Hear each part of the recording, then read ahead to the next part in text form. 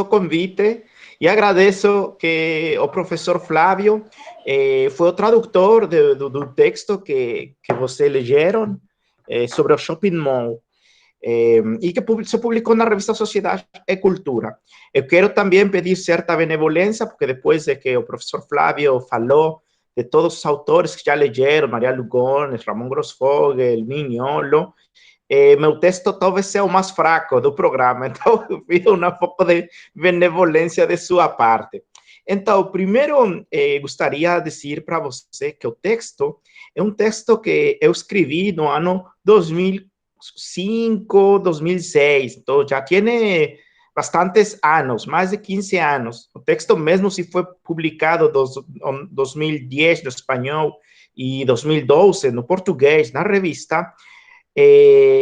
Acho que, bom, tiene algunos años, mas considero que hay algunas tesis do artigo que pueden ser todavía actuales.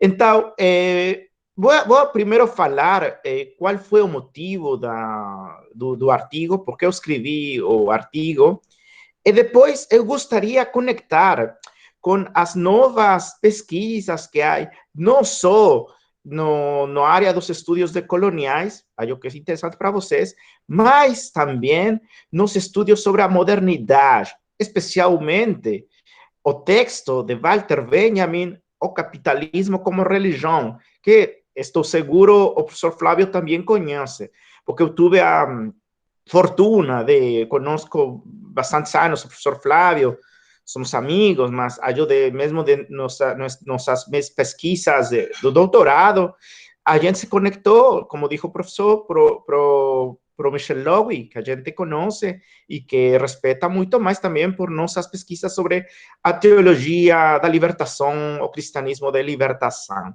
Então, quando eu escrevi o texto sobre o shopping mall, como eu dizia para você, eu estava interessado nos anos 2004, 2005, sobre uma suerte de conexão ou das afinidades selectivas entre a crítica do marxismo, porque acho que a linha marxista é uma linha muito importante que ha acompanhado minha pesquisa, minha perspectiva teórica, mas eu queria encontrar algumas afinidades entre a crítica marxista da modernidade capitalista com as críticas propostas já por o giro decolonial. Nesses anos eu estava muito interessado no conceito de colonialidade do poder, que acho que vocês já leram, não? Sobre Quijano,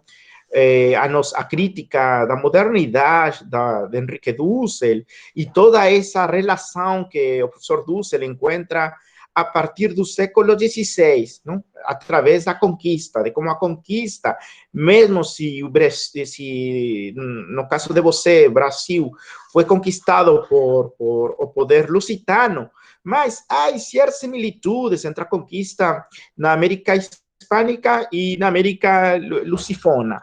Então, nesses anos, eu queria encontrar, através da figura do shopping mall, certas características da colonialidade do poder. Por exemplo, bom, vocês lembram, não? O conceito de colonialidade do poder de Quijano articula a raça, o trabalho e o gênero na sociabilidade das pessoas, na socialidade de diversos grupos da população. Então, eu considerei que o shopping mall, como espaço de interação dos jovens, mas também da gente em geral, podia mostrar esses atavismos coloniais ligados a novas formas de consumo. De consumo, como você sabe, não? Na ideia do Marx, da fetichismo da mercadoria, não? E eu tive a fortuna mesmo de estar no Brasil, de visitar alguns shopping malls e notar que há muita semelhança, observei muita semelhança entre a configuração espacial, as mercadorias que são propostas para consumo, são muito parecidas na Colômbia, no Brasil, no México, não? Encontramos certos modelos de beleza, não? Se há alguma palavra que eu esqueci ou que você não compreende, me diz, por favor. Então, certos estereotipos de consumo, de modelos, de beleza, considero que se articulam a um paradigma de dominação, não só material, a explotação dos países sobre outros países, o histórico, mas também de dominação simbólica, não?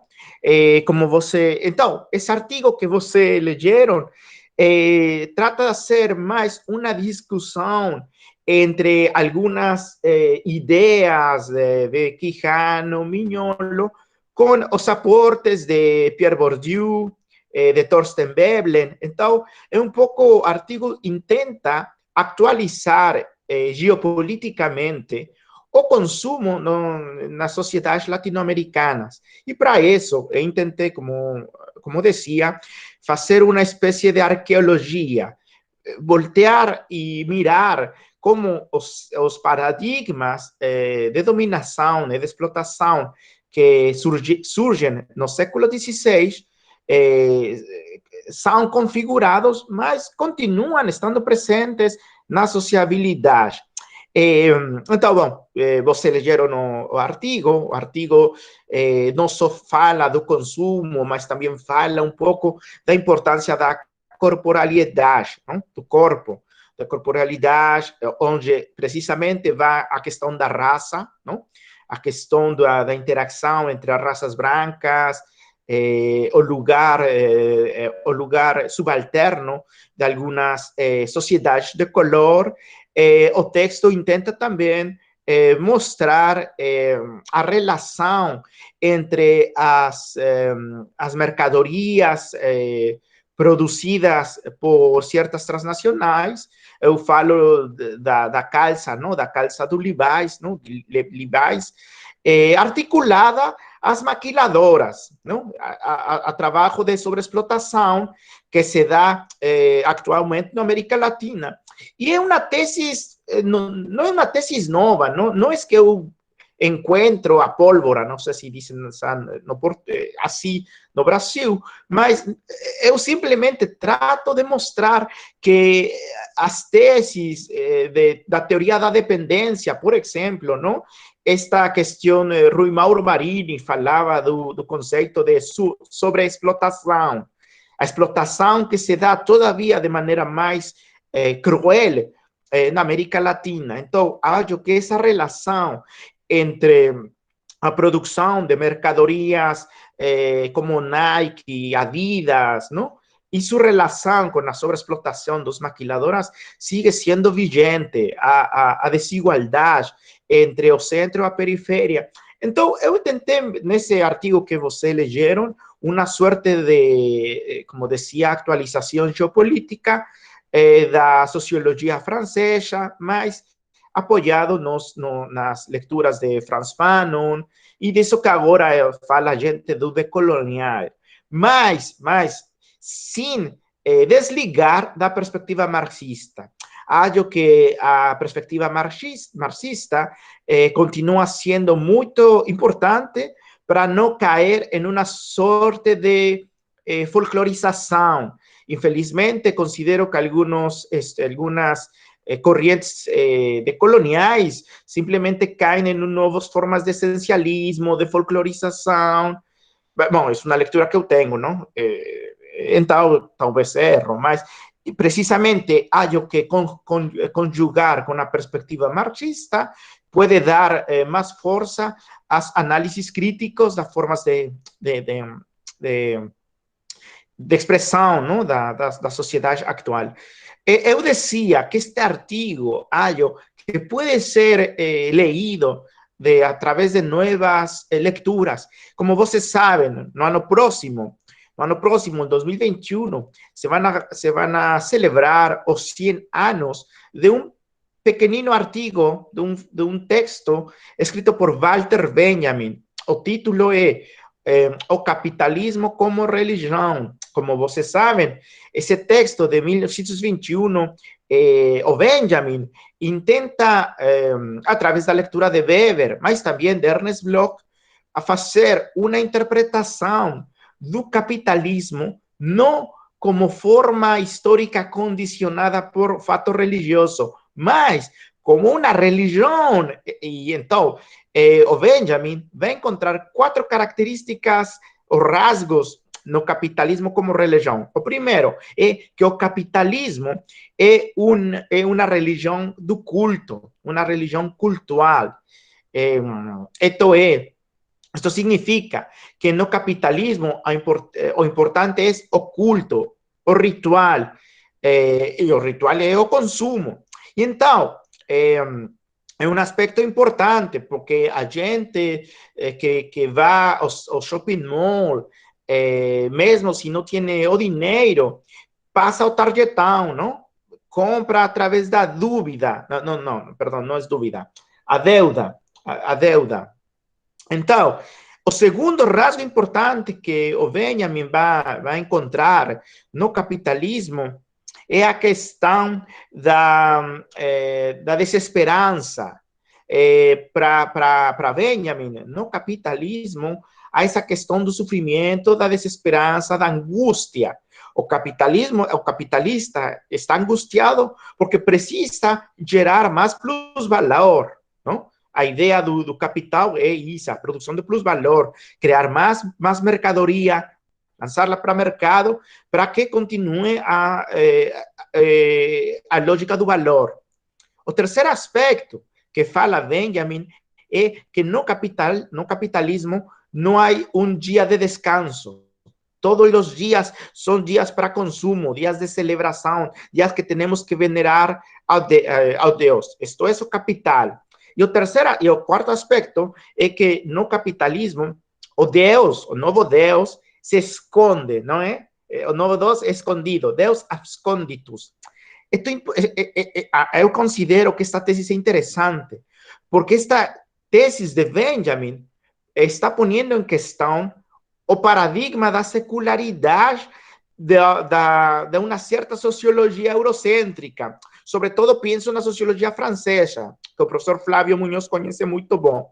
Então, agora, através de muitos estudos propostos, por exemplo, nos Estados Unidos, penso no antropólogo Talal Assad, mas também de outros pensadores como Gilles Anillar, que leem que a modernidade não é secularização. A modernidade implica a criação da religião, a criação da religião como um novo discurso, mas estes pensadores vão a fazer uma leitura mais através da experiência britânica. Para eles, é o século XIX, onde a ideia de secularização será integrada a um dispositivo imperialista de dominação, imperialista ocidental.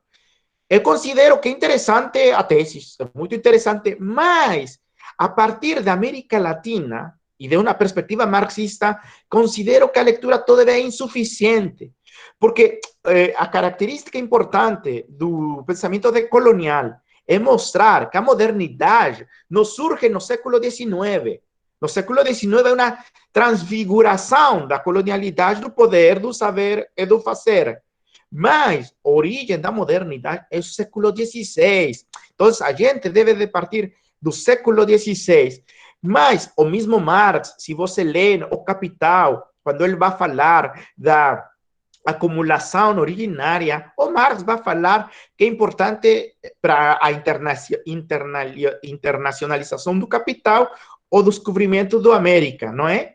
Então, no mesmo Capital, Marx vai falar do fetichismo da mercadoria. E lá, o Marx vai falar do capitalismo como uma religião da vida cotidiana. Então, eu considero que estas novas leituras sobre a secularidade, o secularismo, podem retomar algumas teses do Marx, atualizar, não? Através de uma mirada geopolíticamente localizada.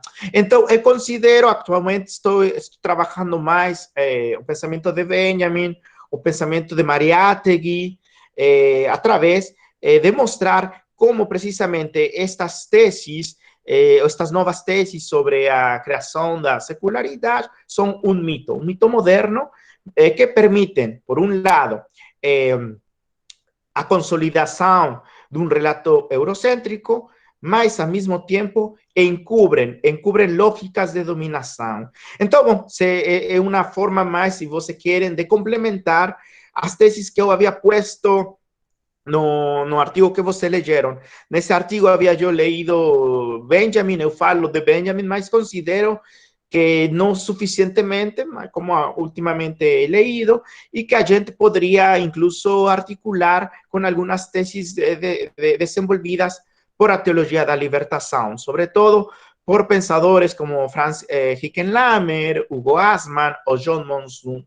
Então, o texto, o shopping mall, fue simplemente una especie de un primer acercamiento a las formas de dominação cultural, mas também econômicas, que se encontram na América Latina.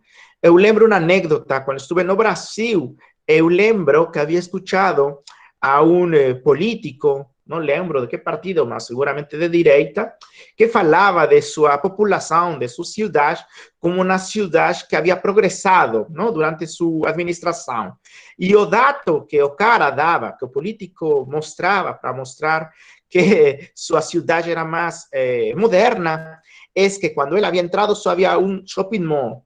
E quando ele havia terminado o mandato, já haviam 4 shopping malls. Então, para este político, os 4 shopping malls construídos durante sua administração mostravam que a cidade se havia modernizado. Então, para mim, foi muito interessante escutar a declaração desse político, porque finalmente expressa se você quer, a ideologia neocolonial que todavía se encontra na América Latina, porque como vocês sabem, construir um shopping mall implica, por um lado, a acumulação para disposição que fala Harvey. Isso significa mudar gente, não? Continuar com a gentrificação da cidade, não? Roubar terreno, quitar terrenos, muitas vezes de camponês, muitas vezes para construir o shopping mall. O shopping mall que finalmente vai a lastimar também o comércio local, não? Eu repito, normalmente a comida, a mercadoria que você encontra no shopping mall é uma mercadoria que favorece as grandes transnacionais. Então, básicamente era eso que intenté no artigo. No sé, yo que sería muy interesante más su diálogo que a gente puede establecer con la gente. Y bueno, simplemente decir que ese artigo no hubiera escrito si no hubiera retomado a teoria da dependência, as lecturas de muitos autores que infelizmente são desconhecidos, que não formam parte da doxa, como Franz Fanon, como Dussel, não? E então eu celebro muito que o professor Flávio Munhoz está agora com você descobrindo e lendo esses autores que considero muito importantes para poder não só pensar a América Latina desde a América Latina, mas também para produzir uma teoria crítica anticolonial, não uma teoria crítica eurocêntrica, porque muitos dos problemas que eu acho também na América Latina é que muitos dos professores, dos escritores, só repetem o que formulou Habermas, ou mesmo Benjamin, mas sem articulação com nossas realidades. Eu considero, não digo que não há que ler Benjamin, não, eu digo que há que ler Benjamin, há que ler Bloch, há que ler Marx, mas situando nas problemáticas de nossos povos. Então, esses seriam basicamente meus comentários sobre o artigo. Muito obrigado, Luiz. Prazer imenso mesmo. Pessoal, se vocês tiverem questões, por favor, façam no microfone, podem fazer no chat, que a gente lê as questões no chat ou no microfone. Fiquem à vontade, tá bom? Podem falar agora, a palavra é com vocês. Ô Luiz, a gente estava... Você falou do Henrique Dussel. Eu tenho um grupo aqui, agora com essa questão aí dos encontros remotos, nós montamos agora na pandemia um grupo remoto. Eu, o Alan Coelho, o Gustavo Serafian, entre outros, a Fernanda Malafate, só que você conhece, uma turminha aí, para discutir alguns textos do Michel Louvi, né? Principalmente, a gente começou com o debate dele sobre a obra do Benjamin, e agora estamos discutindo aquele livro As Aventuras de Karl Marx contra o Barão de Munchausen, né? Que na França foi traduzido como, acho que foi publicado como, eu não lembro o termo, mas é outro nome na França, que tem a ver com uma crítica, uma visão crítica da sociologia do conhecimento.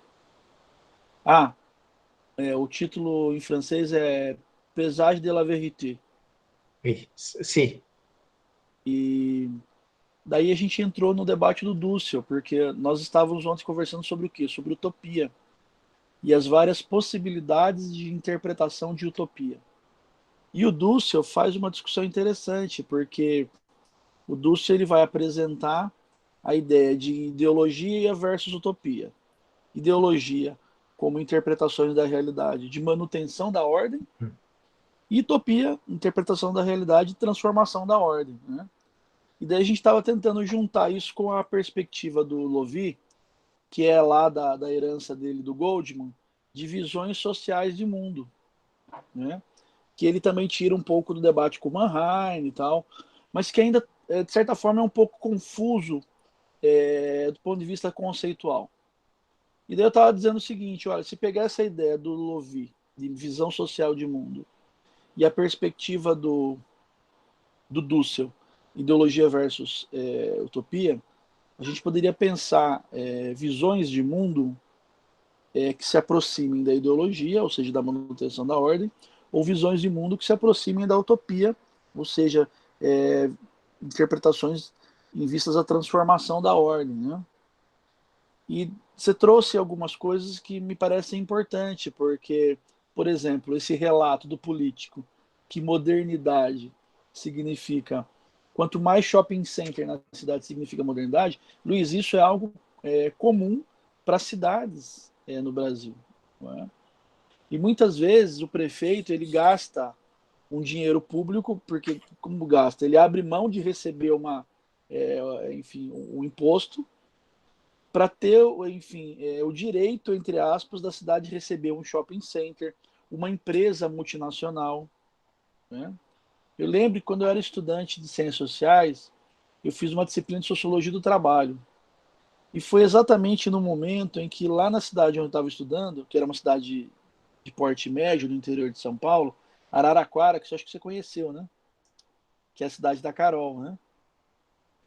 Eles estavam instalando uma fábrica da Ambev, que é a principal empresa de cerveja no Brasil, né? E daí nós fizemos exercício no curso de Sociologia do Trabalho, enfim, de quais seriam os prejuízos da vinda da Ambev para a cidade. Num contexto em que o poder público estava dizendo dos benefícios. Mas para a empresa ir para a cidade, foram 25 anos de isenção de IPTU.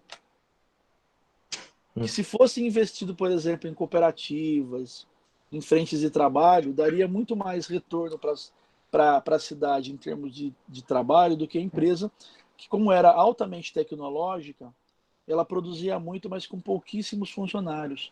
A empresa inteira, a fábrica inteira, contratou 200 funcionários. E o primeiro escalão, mais tecnológico, veio de fora da cidade. Não foi contratado na cidade, né, que era Araraquara. Então, é muito interessante isso que você traz, e eu trouxe esse debate da ideologia e utopia, porque as visões sociais de mundo que predominam no contexto latino-americano são visões sociais de mundo muito mais próximas da ideologia do que da utopia. Né? E daí, juntando com isso, se você pudesse falar um pouquinho, eu queria trazer um pouquinho agora um dos seus últimos livros, que é a crítica que a teologia da libertação, o cristianismo da libertação, faz da modernidade. É uma crítica original e, de certa forma, que supera um pouco o pensamento eurocêntrico. Né? Se você pudesse comentar um pouquinho isso com a gente. Eu considero que a discussão sobre a ideologia e sobre a utopia tem muita atualidade, não? Sim, como você disse muito bem, no fundo, nos esses anos, o debate era Mannheim, o Karl Mannheim, não? Com esta distinção entre ideologia e utopia. Acho que o Michel Lowy matiza mais e de maneira mais general, mais interessante, a través de Lucien Goldman, não? Esta ideia de visões do mundo, que considero, nesse sentido, mais interessantes que o Dussel, porque imagino que o texto de Dussel deve ser um texto dos anos 80, mais ou menos, porque depois, não sei se Dussel continua trabalhando esses conceitos, acho que não. Quem vai trabalhar muito e de maneira mais interessante a noção de utopia é o Franz Hickenlahmer. O Franz Hickenlahmer, que é um autor leitor de Bloch, não? Que é um alemão que mora agora na Costa Rica. Mas o Franz Hickenlahmer vai a mostrar uma crítica de algo que ele vai chamar a razão utópica. E depois vai falar da razão mítica. Que eu considero... Só para os... coloquei aqui só para os alunos saberem, já que está aqui na mão. A gente está lendo esse texto atualmente. É muito bom.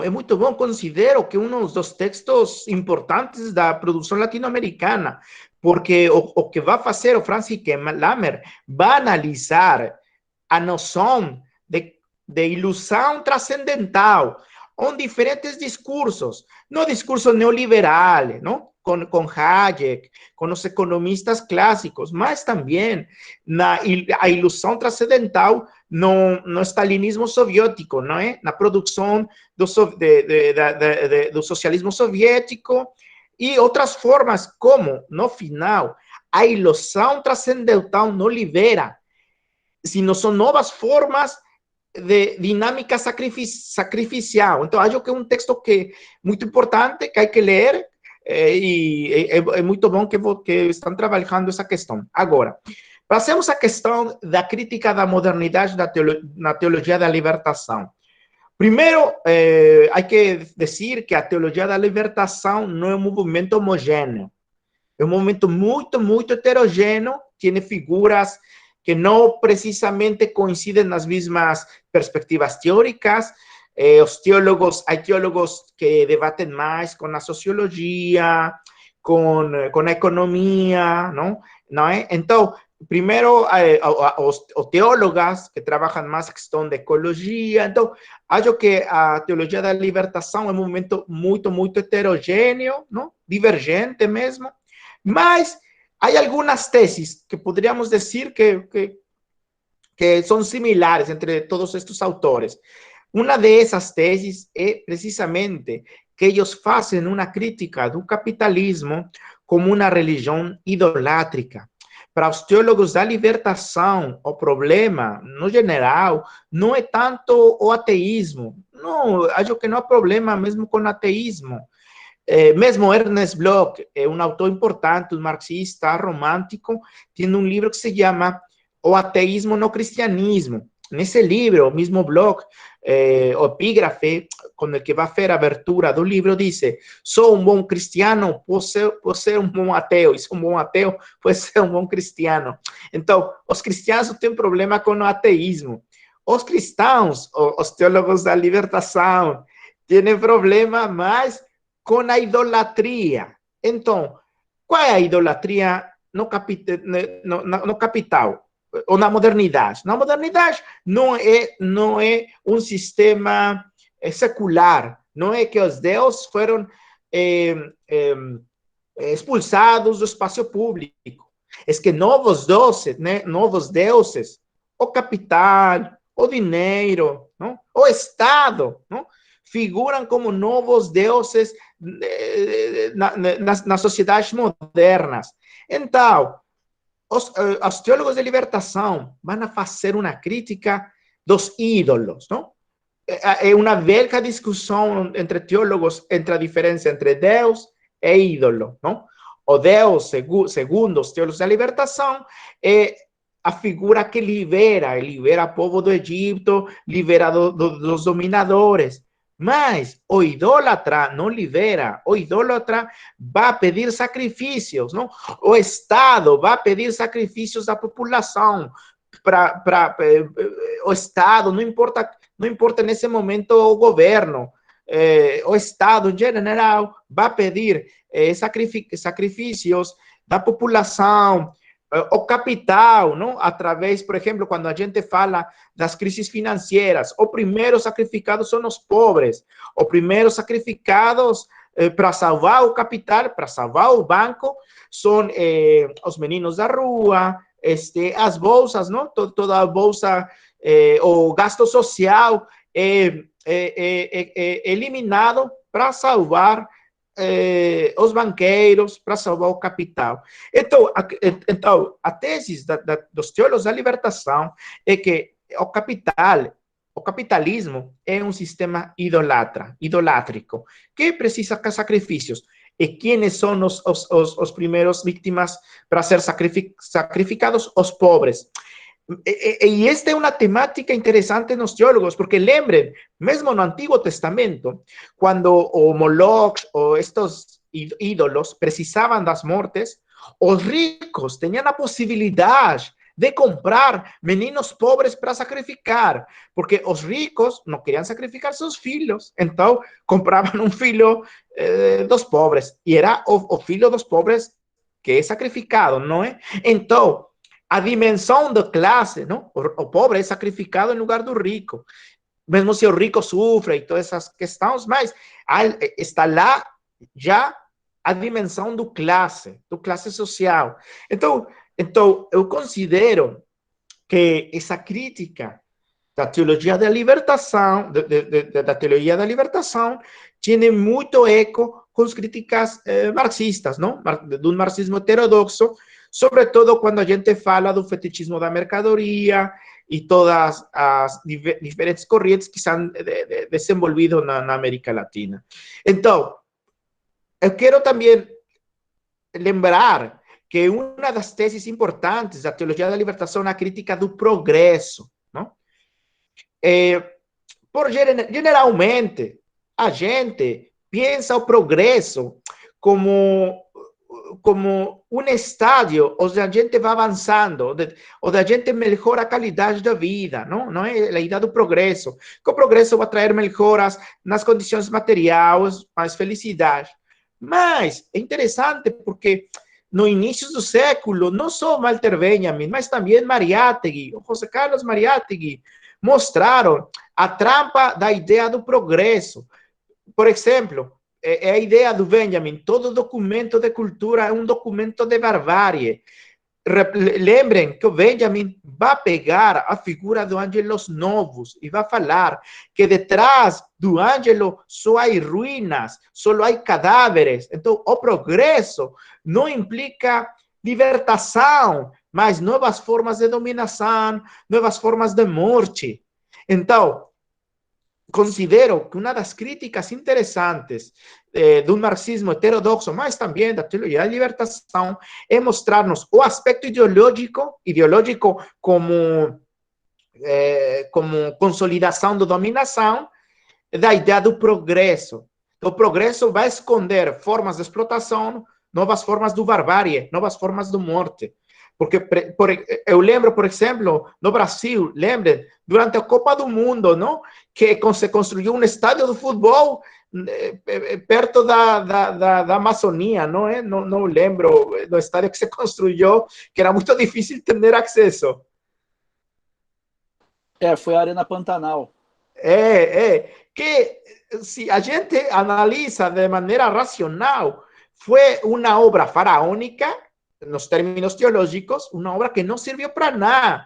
que só serviu para mover um pouco de dinheiro, seguramente para fazer corrupções, não? Então, mas, que diz Kickenlammer, que diz o mesmo Marx, a racionalidade do capital não é necessariamente racionalidade para a vida. A racionalidade do capital é irracionalidade para a vida, não? Então, lembrem que o Max Weber falava de diversos tipos de racionalidade, a racionalidade instrumental, a racionalidade ligada a valores, não? E uma crítica importante da Escola do Frankfurt é mostrar que na modernidade a racionalidade instrumental, a racionalidade do capital, se põe no centro e niega as outras formas de racionalidade, uma racionalidade ecológica, uma racionalidade da vida. Então, o progresso esconde em seu coração uma racionalidade instrumental que destrui as formas de vida. Então, interessante. Por favor, pode fazer. Por favor. Eu tenho uma pergunta. No início do texto, na página 219, você fala: o consumo como expressão da posição social é axial nos hábitos das classes sociais, por exemplo. Enquanto as classes dominantes, a classe ociosa, se vangloriam da abundância e do esbanjo de recursos, as classes populares são prudentes na administração de suas posses. As primeiras, as classes dominantes, buscam prestígio bem mais que a utilidade. No entanto, as classes populares economizam em seus gastos. É assim que Veblen analisa diversos aspectos da vida social, como a música, o esporte, a moda, a alimentação, entre outros, para revelar as diferenças na educação do gosto das classes sociais. Eu fiquei pensando que realmente, né, existe esse controle maior, mas talvez a facilidade, essa parcial facilidade de créditos, parcelamentos e a ascensão cada vez maior desses bens de consumo não duráveis, e a ascensão cada vez maior dessas lojas muito comuns aqui de R$1,99, né, com produtos que não têm muita qualidade, mas que funcionam ali por um determinado momento. Será que isso não seria uma fuga da classe popular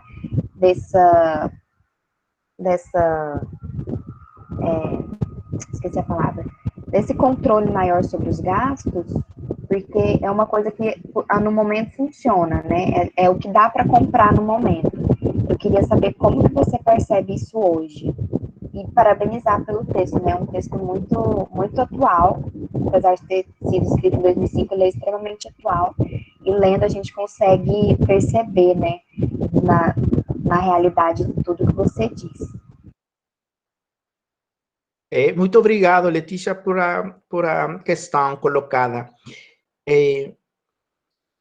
Primeiro, gostaria de dizer que dentro da sociologia do consumo, nesse momento, eu me apoiei, sobretudo, em Thorstein Veblen, não? Um autor de origem noruego, acho, não?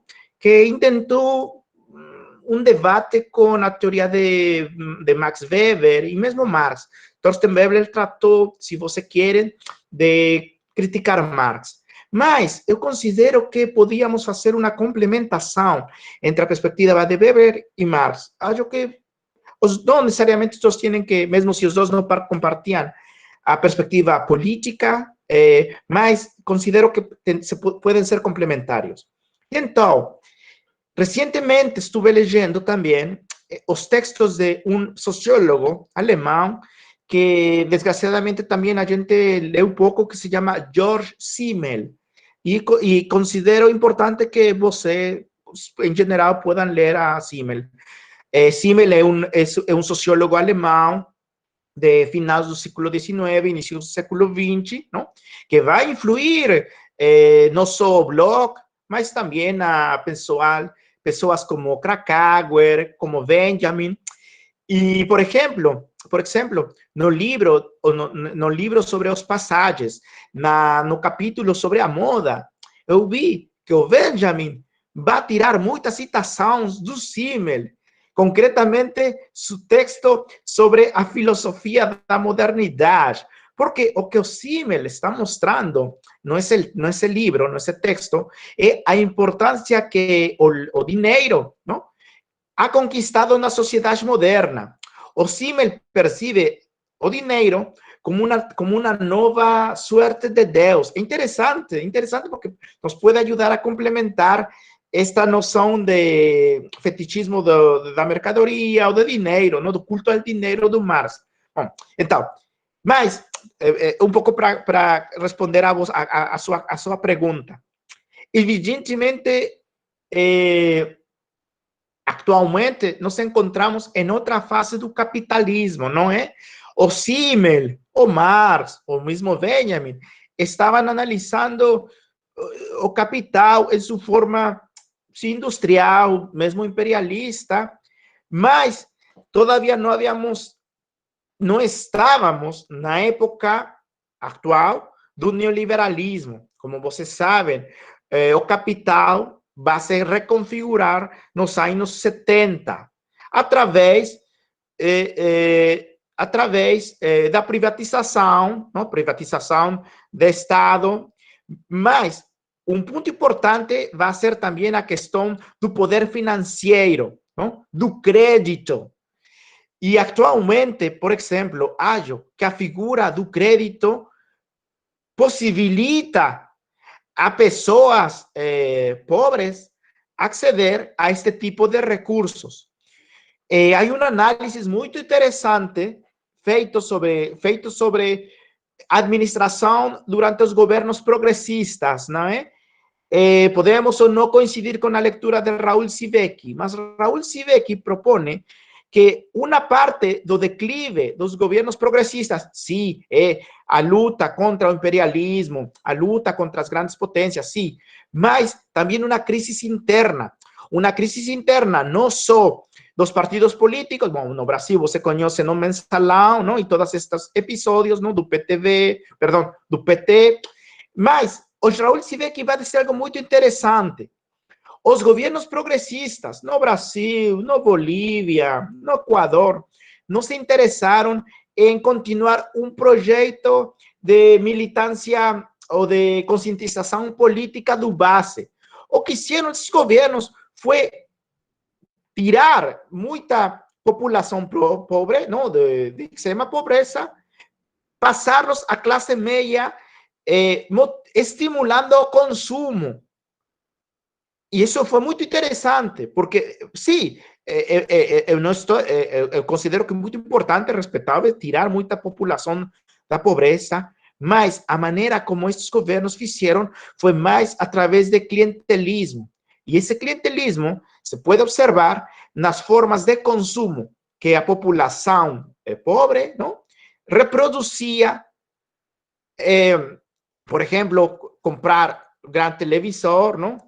Agora, algumas favelas têm o grande televisão, o carrão, não? Se diz assim em português, o carrão. É decir, reproduzem formas de consumo que vêm na televisão, não?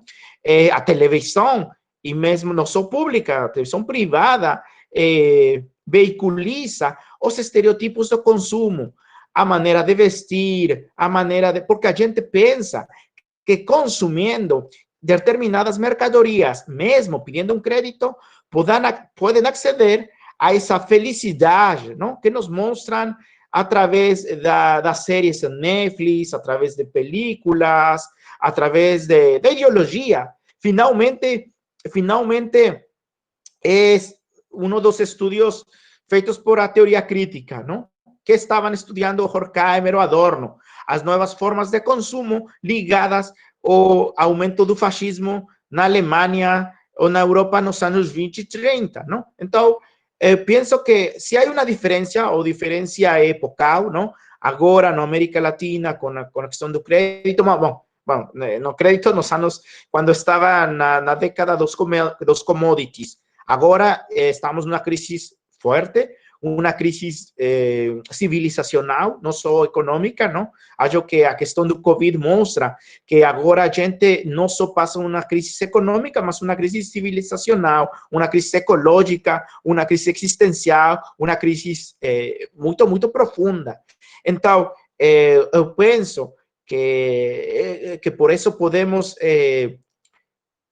retomar estes aportes da teoria crítica, da teoria da libertação, para ver como, através de um consumo, a gente continua o processo de enajenação. Então, não sei se contestei a sua pergunta.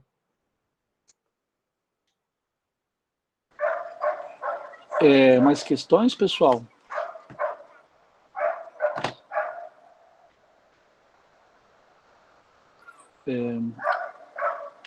Podem fazer pelo chat ou aqui no microfone, fiquem à vontade, tá? Luiz, eu queria retomar de novo aquela conversa da utopia, porque a nossa preocupação no nosso grupo ontem, né, era justamente sobre as definições de utopia. Porque a definição, por exemplo, que o Hinkenlammer traz, apesar de ser pertinente para a análise que ele faz, né, do conservadorismo, do liberalismo, do stalinismo, ela, do nosso ponto de vista, não nos ajuda muito para pensar as visões de mundo aqui na América Latina, porque a lógica, em geral, enfim, essencialmente, de utopia do Frank Lammer, é a ideia do inalcançável, né? Então ele vai fazer a crítica ao conservadorismo, ao liberalismo, ao stalinismo, né, quando ele fala, né, da razão utópica, né, essa razão utópica é essa definição de utopia como inalcançável. E a gente está tentando trazer a ideia da utopia como, enfim, né, a perspectiva do olhar, né, para a transformação. Né? E daí isso nos remete também à própria dificuldade que se tem ainda hoje na América Latina, e eu cheguei a fazer esse debate aqui na disciplina, no que diz respeito à crítica do progresso, como você, enfim, considerou também. Né? A crítica do progresso, ela é tão enraizada, quer dizer, o conceito de progresso, ele é tão enraizado nas nossas formas de interpretação da realidade, e daí eu diria aqui, né, nessa tentativa de formulação, e está tão presente nas visões de mundo ideológicas, ou seja, de manutenção da ordem, que ainda hoje é muito difícil fazer a crítica do progresso. Né? E isso se reverbera nesses governos, enfim, progressistas que a gente teve na América Latina. Né? Que no caso, por exemplo, do Brasil, né, eu considero que o momento mais importante de desenvolvimento do Brasil foi o segundo mandato do Lula. Foi onde você estava num momento bem interessante de desenvolvimento do Brasil. Mas qual que era a base? A base continuava sendo o capital financeiro internacional e, portanto, o método, né, a maneira fundamental de desenvolvimento que o governo trouxe foi, enfim, a popularização do acesso ao crédito. Né? Ou seja, continua, né, eu estou trazendo para reforçar um pouco as considerações que você traz, ou seja, continua a lógica né, do cartão de crédito, né, da tarjeta, enfim, do financiamento, que é um modelo, de certa forma, norte-americano também. Né? O norte-americano padrão foi vendido para nós desde os anos 70, né, o tal do modo americano de viver, né? Mas, enfim, o que é o modo americano de viver? É a pessoa se hipotecar e ficar a vida inteira pagando a casa, o carro. Né? Então, ou seja, ela fica desde o início dependente do sistema. Né? E daí o que acontece em 2007, né? O sistema quebra. Né? Tá bom. Então, enfim, eu fiz alguns comentários sobre a partir do que você tinha falado, mas voltando à ideia da utopia, a gente está pensando isso hoje, a necessidade de formular um conceito de utopia que não seja tão neutro e que não seja tão multivalente, porque a utopia pode ser pensado, né, de várias maneiras, inclusive nessa maneira do Hinkenlammer, que é, enfim, utopia como algo inalcançável. E talvez para a perspectiva que a gente quer de pensar uma visão de mundo utópica, ou seja, visão de mundo em vistas da transformação, essa definição ela acaba não ajudando muito. Apesar dela ser muito pertinente para pensar o conservadorismo, o liberalismo, o stalinismo, entre outros. Né? Eu considero que a chave para entender as diversas formas de utopia puede encontrarse en Ernest Bloch. Ernest Bloch tiene un libro, bueno, como vos saben, Ernest Bloch es un pensador judío alemán, contemporáneo de Bloch, contemporáneo de Benjamin. Ambos fueron a visitar a Weber, querían estudiar con él en Heidelberg, ¿no? Bloch llegó con Lukács. Bloch va a conocer a Benjamin nos anos 1919, 20, e depois vai encontrar a Benjamin em Capri em 23, não? Mas é judío, marxista como Benjamin. Ernest Bloch vai escrever em 1919 um livro que se chama O Espírito da Utopia. É o primeiro texto de Bloch, onde tem mais uma interpretação messiânica da utopia, mais interessante. O Bloch está interessado nas formas da tradição, ou as formas revolucionárias do passado, não? Por isso o Lowy fala da visão romântica de Bloch e de Benjamin, não? Porque são caras que consideram que podemos voltar para o passado, para a tradição, arrancá-las, quitárselas às classes dominantes para pensar um futuro melhor, não? Os primeiros textos de Bloch são textos mais, podemos dizer, esotéricos, não? Depois, o Bloch vai dedicar uma obra a Thomas Müntzer, um camponês alemão na época de Lutero, mas que vai tentar subvertir, não? Trazer o reino de Deus à Terra. Anos mais tarde, o Bloch tem que deixar a Europa, não? Porque estão sendo exterminados por la Shoah, e parte para Estados Unidos. Ele vai escrever o texto que eu considero um dos mais importantes, que é o princípio da esperança. Que diz no princípio da esperança Bloch? A tese de Bloch é a seguinte: a utopia forma parte do ser humano. Todos os seres humanos temos sonhos, todos. E se todos os seres humanos temos sonhos, as classes sociais também produzem utopias. Porque a vezes pensamos que utopia forma parte só das classes dominadas. Não, não é assim. As classes dominantes também têm suas formas de utopia. Por exemplo, a ideia da mão invisível, não? De Adam Smith, de que o mercado vai se equilibrar sozinho, não é? É uma utopia. O mesmo Hickenlhammer fala, não? Da utopia dos não liberais, não? Que o mercado sozinho se vai equilibrar. Não é uma mentira. A gente sabe que econômico também é político, porque econômico e político é histórico, é social. Então, diz Bloch, os nazis, os nacionalsocialistas, os fascistas, tinham suas utopias também, não? Qual é a utopia do Hitler? Que só hubiera alemães da raça ária. Mas diz Bloch, ok, todas as classes sociais produzem utopias. Qual vai ser a diferença entre as utopias das classes dominantes e as utopias dos revolucionários? Então, o Bloch vai fazer uma distinção. Ele vai dizer, as classes dominantes têm utopias abstractas. Uma utopia abstracta significa uma mudança da realidade, mas que conserva as formas de dominação e explotação. Mas quais as utopias que a nós, revolucionários, comunistas, marxistas, nos interessam? As utopias concretas. O que é a utopia concreta? A utopia concreta é buscar uma sociedade sem classes. Então, acho que lá Bloch já nos dá uma chave para fazer a diferença entre utopia abstracta, uma utopia que muda todo para não mudar nada, transforma todo para não mudar nada, o gatopardismo, não? Mas a utopia radical, que é a utopia concreta, sociedade sem classes, o reino de Deus na terra. Então, eu considero já que o Bloch pode dar já uma chave para fazer a distinção entre utopia abstracta e utopia concreta. Outra coisa, o Bloch, no livro O Princípio da Esperança, vai dizer que a utopia também é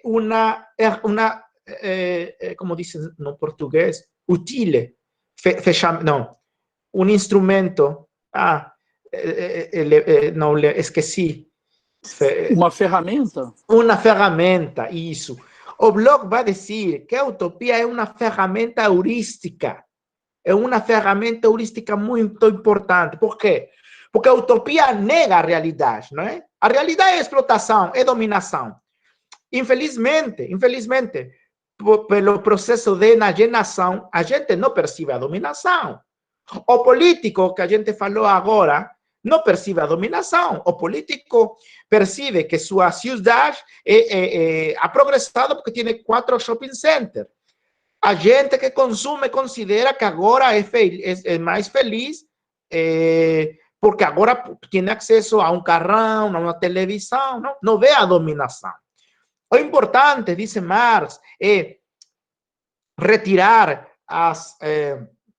os lentes, retirar as gafas e ver a explotação, ver o antagonismo, ver a contradição. Então, a utopia pode permitir-nos negar a realidade, não? Negar a realidade, mas não para construir utopias abstratas, mas para construir utopias concretas. Isto é, para radicalmente transformar a realidade. E quando falamos do radical, significa fazer menos opressiva a situação sociohistórica, não é? Então, seria por aí a resposta.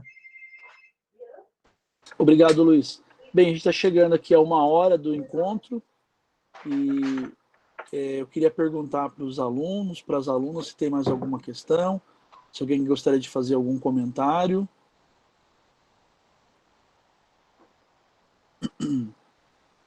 Luiz, então acho que nós vamos para o encerramento aqui também, para não abusar demais da sua bondade. Te agradecer mais uma vez. Muito obrigado. Eu vou disponibilizar essa gravação lá no sistema da UFG para os alunos, para a gente rever. E, se você permitir, vou mandar também para a turma que não pôde estar aqui, que gostaria de ouvir você. Por conta do horário, às vezes esse horário tem muita gente dando aula, né? Enfim, com bancas. Agora você sabe que nós estamos na temporada de bancas aqui nas universidades. Eu gostei do chocolatinho que ele me deu. Não sei se você ouviu o que a Elis falou. De chocolatinho. Ela quer agradecer aquele chocolate dos Asterix que você deu para ela. Que bom que gostou. Não, eu quero novamente agradecer ao professor Flávio Sofiati, um amigo da família, muito querido para a gente, por a possibilidade de poder compartilhar com você um pouco de minhas pesquisas. O professor pode facilitar-me o endereço e-mail, se você querem continuar a fala, o intercâmbio de maneira mais informal, então eu estou aberto para vocês. Então, se você não tem problema, o professor Flávio tem meu endereço e boa sorte e boa continuação com suas pesquisas. Obrigado. Obrigado, viu, Luiz? O pessoal aqui já está todo mundo agradecendo aqui no chat também. E de fato, foi muito boa e muito pertinente essa fala aqui sua. E ela fecha, de fato, com chave de ouro a nossa disciplina. Então, mais uma vez, muito obrigado. Manda um abraço para o Leonardo, para a Camila, para a Mariana. Tá? Tudo de bom para você. E espero vê-lo em breve pessoalmente. Não sei se vai ser possível. Acho que você também não vai o ano que vem para o evento da Sociedade Internacional de Sociologia e Religião, né? Não vou. Eu também não, por questões financeiras e de pandemia, né? Sim, mas haverá outras oportunidades. Já acho que em 2 semanas deve estar listo nosso livro, no colóquio que você participou no Paris. Então, normalmente o editor falou que o 9 já estará listo, então pronto espero pedir endereço postal para você pueda ter seu livro e seu exemplar, e os demais colegas. Aqui, ótimo. Beleza, estamos esperando ansiosamente, viu? Um abraço para você e tudo de bom. Abraço. Obrigado. Pessoal, muito obrigado pela presença de vocês, viu? Beijos. Hoje tivemos participação especial da Elisa aqui. Tchau. Sim, legal. Tchau, Elisa. Saudações da Camila. Tudo de bom, então, viu? Obrigado.